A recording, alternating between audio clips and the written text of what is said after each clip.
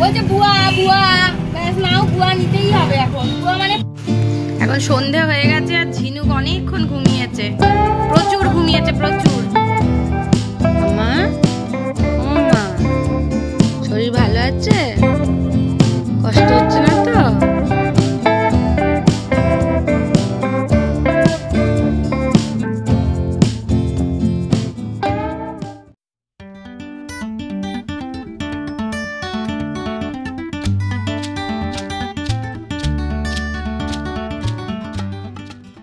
আম্মা ও মা, শরীর ভালো আছে? কষ্ট হচ্ছে না তো? এখন ঘামছে, জ্বর আসেনি? শোনা মা আমার কত ভুগলো কদিন ধরে, কাল থেকে আর জ্বর আসেনি বাবা। কি চিন্তায় ছিলাম মেয়েটাকে নিয়ে। শোনা মামা, বাবা বাবা বাথরুম গেছে, আসছে, ডাকছি বাবাকে। এসেই বাবার কোলে, এসেই বাবার কোলে, ঘুমু থেকে উঠেই বাবার কোলে। বাবা শোনা মা আমার ভীষণ ঘামছে, সে ঘামা ভালো, চলে গেল। শুরুটা একদমই ভালো হয়নি, ঝিনুকের শরীর এত দুর্বল, প্রায় মাথা ঘুরে গেছে ওর। তো আমরা এত ভয় পেয়ে গেছিলাম যে ডাক্তারবাবুকে সাথে সাথে ফোন করি, যদিও ডাক্তারবাবু বলে চিন্তার কিছু নেই। মানে ঠোঁটফোটগুলো সাদা হয়ে গেছিলো, মানে এত ভয় লেগে গেছিলো না কি বলবো। তো ডাক্তারবাবুকে ফোন করলাম, বললো ভয়ের কিছু নেই। কিন্তু আমরা রিস্ক নিয়ে আমরা সঙ্গে সঙ্গেই মানে স্যারের কাছে চলে গেছিলাম। তো ডাক্তারবাবু দেখলেন সব কিছু দেখে বললেন না এটা বাচ্চাদের হয়, অনেক বাচ্চাদের হয়, যেহেতু শরীর ওর ভীষণ দুর্বল, প্রচণ্ড উইকনেস, সেই জন্য এটা হচ্ছে। তো আরও মানে প্রচণ্ড চোখ বুজিয়ে ফেলছে, মানে এরকমও হচ্ছে। জানি না এখন, কালকে অনেকক্ষণ প্রায় 10টায় খেয়েছে, তারপরে আবার ঘুম থেকে উঠেছে 10টায়, তারপরে খেয়েছে। যেহেতু অতটা মানে শরীরটা দুর্বল হয়ে গেছে, অতটা খাওয়ার গ্যাপের জন্য মানে ওকে তুলতেও পারছি না, যে ও এতটাই ঘুমাচ্ছে। যদিও সুকৃত আমায় বলছিল যে ওকে তুলে দাও, কিন্তু আমি ভাবলাম কি একটুখানি ঘুমোচ্ছে, হয়তো আমারও বুদ্ধির ভুল হয়ে গেছে।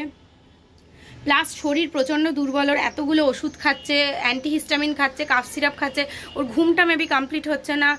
প্লাস অনেক রকম মানে উইকনেসটাও শরীরে প্রচণ্ড আছে। ওকে এত শরীর খারাপ ওর আমরা কোনোদিন দেখিনি, তাও শুধুমাত্র সর্দি জ্বরের জন্য। মানে এইরকম যে হতে পারে আমার আইডিয়া ছিল না। এত আমি রীতিমতন বাড়ি আসার পরে কাঁদছি, আমার মানে এত কষ্ট হচ্ছে, মানে কি বলবো আমি।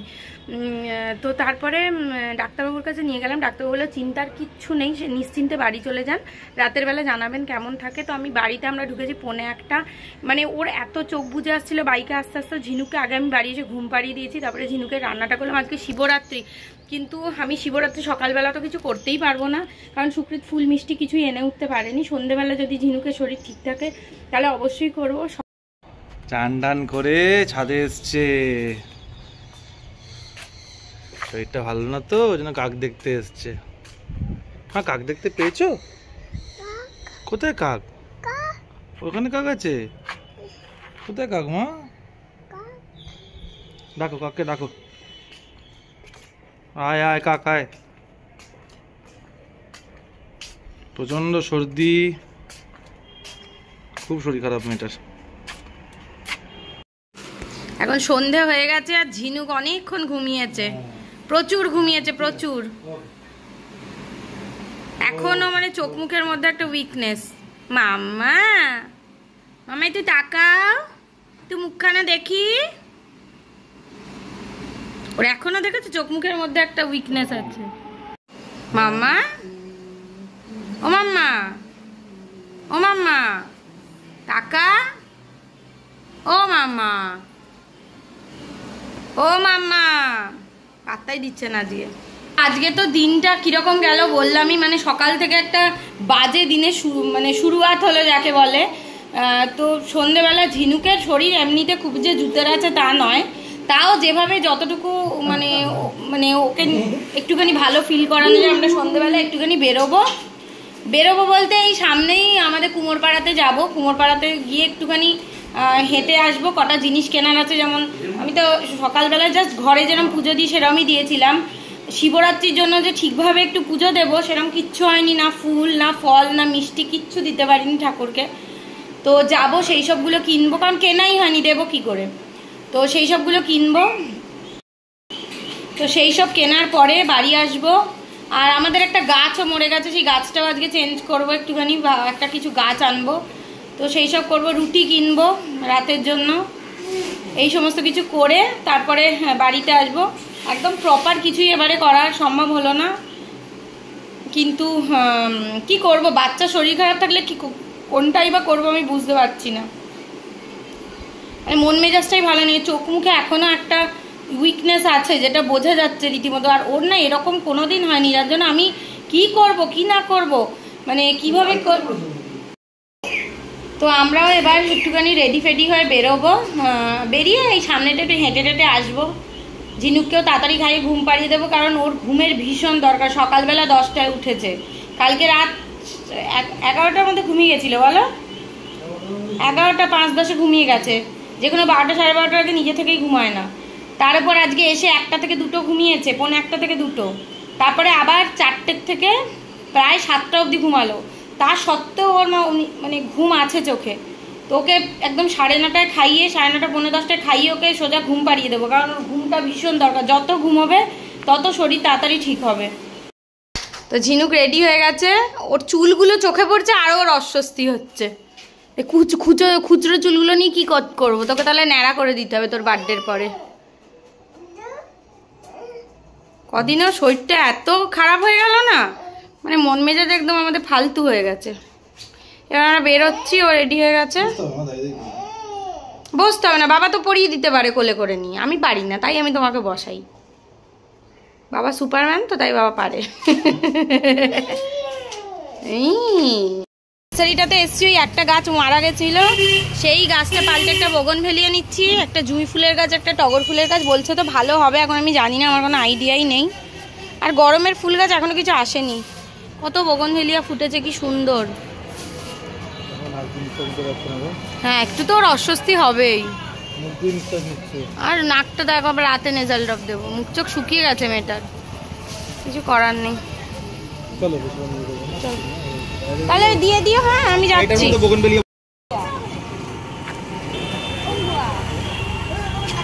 বল নেবে, বল। ও কনফিউজ হয়ে গেছে। ওটা লোমোস, ওটা লোম নেবো না। কোন গুয়াটা নেবে? এটা এইগুলো কত? এইটা নেবে? এইগুলো কত?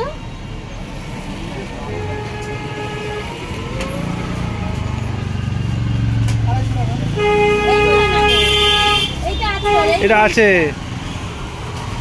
ওই যে ডোনাল্ড ডাকটা। আর কি বা ঘৌ নিবি? এই যে ঘৌ নিবি? আচ্ছা তো দেখাও না দাদা। ও এখন দূর থেকে দেখতে পেয়েছে, বলছে বুয়া বুয়া, ব্যাস নাও, বুয়া নিতেই হবে এখন। বুয়া মানে পুতুল। হ্যাঁ, ডগটা দেখি। যেমনটা বললাম যে আজকে আমি একদমই শিবরাত্রির পুজো সকালবেলা দিতে পারিনি, তো সন্ধেবেলা বেরিয়ে ফল তারপরে ফুল এইসব নিয়ে এসেছিলাম যে ঠাকুরকে একটু সুন্দর করে পুজো দিয়ে দেবো। তো সকালবেলা আমি নর্মালি ওই চা খেয়ে যেরকম ঘরোয়া পুজো হয় সেরকমই দিয়েছিলাম। আর তারপরে তো দুপুরে লাঞ্চ করেছিলাম, বলেইছিলাম, মানে তারপর রাতের বেলা খাওয়ার আগে একটু সুন্দর করে ঠাকুরকে সাজিয়ে পুজো দিয়ে নিয়েছিলাম। তো সারাদিন তো আমরা কোনো পুজো মানে শিবরাত্রির পুজো দিতে পারিনি। রাতের বেলা বসেছি, উপোস করে দিতে পারলাম না, কারণ যেহেতু সকাল থেকে নানা ইয়ের জন্য দিতে পারিনি।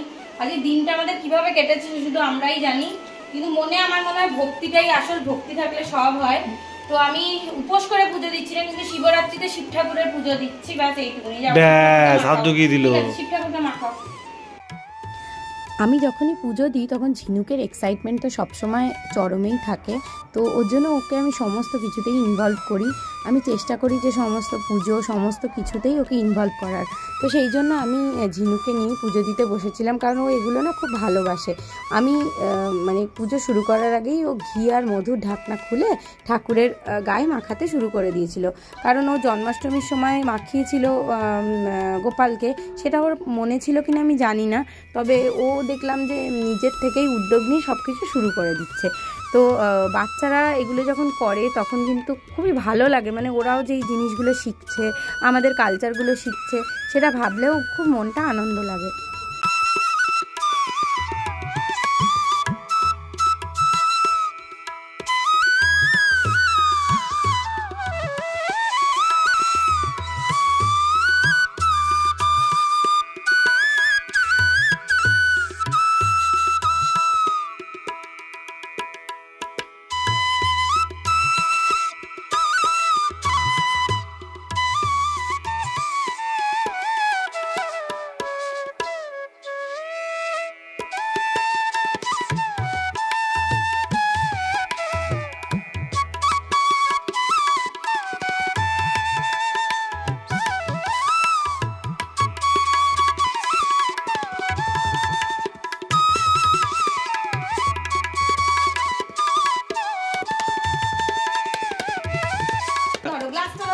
গ্লাস ধরো, ডান হাত দিয়ে গ্লাস ধরো, ধরো।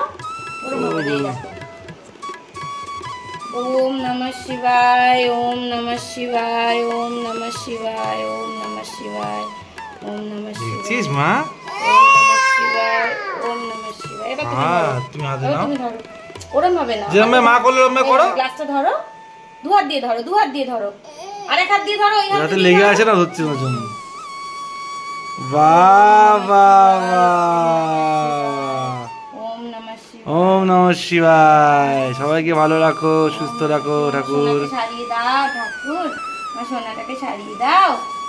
নমো করো, হাত প্যান্টে মুছবে না। নমো করে দাও, নমো করো, নমো করো, নমো করো। ওর হাতটা একটু ধুয়ে দিতে হবে। নমো করো, নমো করো, নমো নমো এই নমো নমো নমো। হয়ে গেছে, হয়ে গেছে। এত ফুল দেখে আর এত ফল দেখে ঝিনুক পুজো দেবে না এই জিনিসগুলোকে নিয়ে ঘাঁটবে, সেটাই বুঝে পাচ্ছে না। আর আমার তো ভয় লাগছিল যে এখানে ঠাকুরকে পুজো দিতে দিতেই না ও একটা কিছু তুলে মুখে দিয়ে দেয়, কারণ ও এটাই করে, ও যেখানেই কিছু দেখে খাওয়ার জিনিস ও সেটা নিয়ে আগে মুখে পুরে দেয়। তো ঝিনুকও আমার সাথে ঠাকুরকে ফুল দিচ্ছে, ফলগুলো দিল, মানে ও বেশ দেখছিলাম এনজয় করছিল সব কিছু।